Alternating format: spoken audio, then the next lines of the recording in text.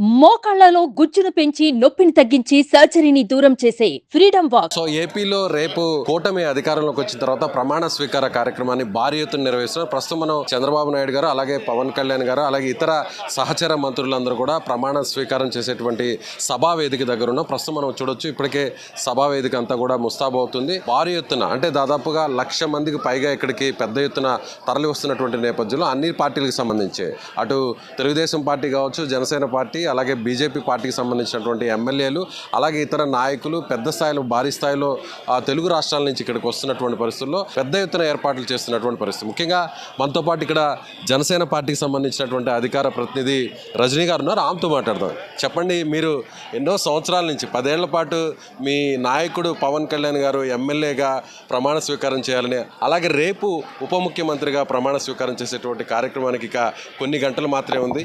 మీ వేదిక వెనక కొణిదెల పవన్ కళ్యాణ్ నేను అంటూ కూడా ఆయన సంబోధిస్తూ ప్రమాణ స్వీకార కార్యక్రమం చేయబోతున్నారు. మీరు ఎలా ఫీల్ అవుతున్నారు?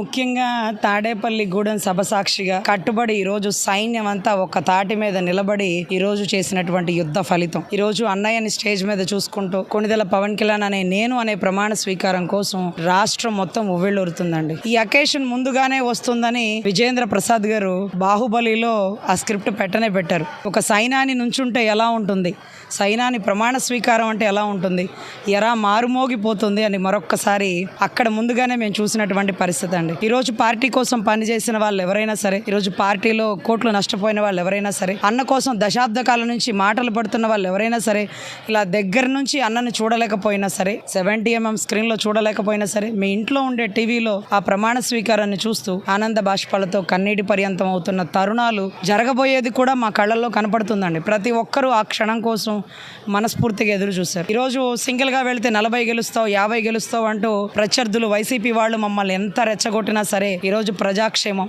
రాష్ట్ర విస్తృత స్థాయి ప్రయోజనాలు అని అన్న తీసుకున్న నిర్ణయానికి డిబేట్లో మేము ఎన్నో మాటలు పడేవాళ్ళం అండి, ఎన్నో సార్లు తలదించుకొని వెళ్లేవాళ్ళం. అయినా సరే మా అన్న తీసుకున్న నిర్ణయం గొప్పది గొప్పది గొప్పది వ్యూహం అని నమ్మిన మాకు ఈరోజు ఢిల్లీ స్థాయిగా పవనాల తుఫానులా అంటే చాలన్నా ఈ గొప్పతనం చరిత్రలో నిలబడిపోయావు, 2 చోట్ల ఓడిపోయావు అని ఎగతాళి చేసిన ఈరోజు ప్రత్యర్థులు కూటమి గెలుపుకు నువ్వే కారణం, man of the match, game చేంజర్గా నువ్వు నిలబడ్డావు అంటే ఆ ఘనత చాలన్నా. ఓడిపోయే ప్రతి ఒక్కడికి నువ్వు ఒక ఆదర్శం. ఈ క్షణం ఆ తల్లికి జీవితాంతం రుణపడి ఉంటాం సార్, అంజనాదేవి గారికి. అమ్మ, ఈరోజు చివరిలో పుట్టిన రాష్ట్రంలో మొదటగా నిలబడిన వ్యక్తిగా ఈరోజు రాష్ట్ర ప్రజల గుండెల్లో నిలబడిపోయారు.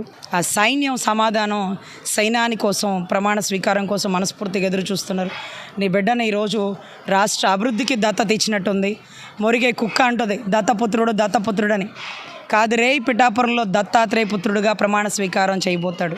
పట్టాభిషేకం జరగబోతుంది మా నాయకుడికి.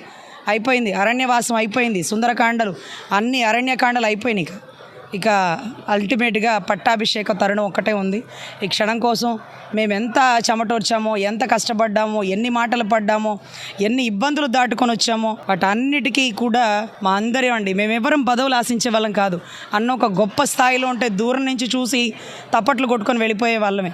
మేము పడిన కష్టానికి ఫలితం అన్న ప్రమాణ స్వీకారమేనండి. జన సైన్యం ఎప్పుడు పదవులు ఆశించమండి. ఎందుకంటే మా నాయకుడే కుర్చీ పక్కన నుంచొని ఒక షార్ట్ ఫిలిం చూపించారు కదా మీ అందరికీ. ఎగిరిపోతున్న పేపర్లు, ఆపేసిన స్విచ్, ఆగిపోయిన ఫ్యాను, ఇవన్నీ కూడా రియాలిటీలోకి వచ్చేలా స్విచ్ని ఆపేసింది ఆయనే, ఫ్యాన్ తిరగడం ఆపింది ఆయనే. ఏది నిరుద్యోగం, పేదరికం, అమరావతి, భవిష్యత్తు, ఎగిరిపోతున్న ప్రతి పేపర్ని తీసుకొచ్చి టేబుల్ మీద పెట్టి, ధర్మచక్రాన్ని దాని మీద పెట్టి, కుర్చీ పక్కన కాపలా కాసిన కాపోడి సత్తా ఏంటో ఈరోజు రాష్ట్రం చూసిందండి. 100% ఇది గొప్ప ఘనతగా భావిస్తాం. మా అందరి కష్టం ఫలించింది. మా అన్న ప్రమాణ స్వీకారం కోసం కన్నీటి పర్యంతంతో, ఆనంద బాష్పాలతో మనస్ఫూర్తిగా ప్రతి ఒక్కరం ఎదురు చూస్తున్నామండి. సో చిరంజీవి గారిని కూడా ప్రత్యేకంగా ఆహ్వానిస్తున్నారు. సో చిరంజీవి గారిని గత ప్రభుత్వం అవమానించారంటూ కూడా పదే పవన్ కళ్యాణ్ గారు చెప్పారు. సో ఇప్పుడు కూటమి కావచ్చు, కాబోయేటువంటి ముఖ్యమంత్రి కావచ్చు, కాబోతున్నటువంటి ఉప ముఖ్యమంత్రి కావచ్చు, స్వయంగా ప్రధాని నరేంద్ర మోదీ కార్యక్రమానికి హాజరవుతున్నారు. ఆయన సమక్షంలో చిరంజీవి గారికి ఇలాంటి ప్రత్యేక ఆహ్వానితుడిగా గుర్తింపు తీసుకురావడానికి ఎలా ఫీల్ అవుతుంది? ఆయన చేసిన యుద్ధమే వాళ్ళన్న కోసం అండి. వాళ్ళన్న ఎదుర్కొన్న అవమానానికి వెనుతిరిగి వెళ్ళిపోయిన వాళ్ళన్నని, చూడన్నా నువ్వు తగ్గాల్సిన పని లేదు, నీ పక్కన తమ్ముడు పవన్ కళ్యాణ్ ఉన్నాడు అంటూ తన ఘనతని, తను సాధించిన దాన్ని తీసుకొచ్చి ఆయన కాళ్ళ మీద మోకరిల్లిచ్చిన తరుణం మా అందరికీ గుర్తుందండి. అంటే అంటే కాళ్ళు పట్టుకొని నమస్కారం ఇలా పెడతారా? చెప్పులు విప్పేసి పెడతారా?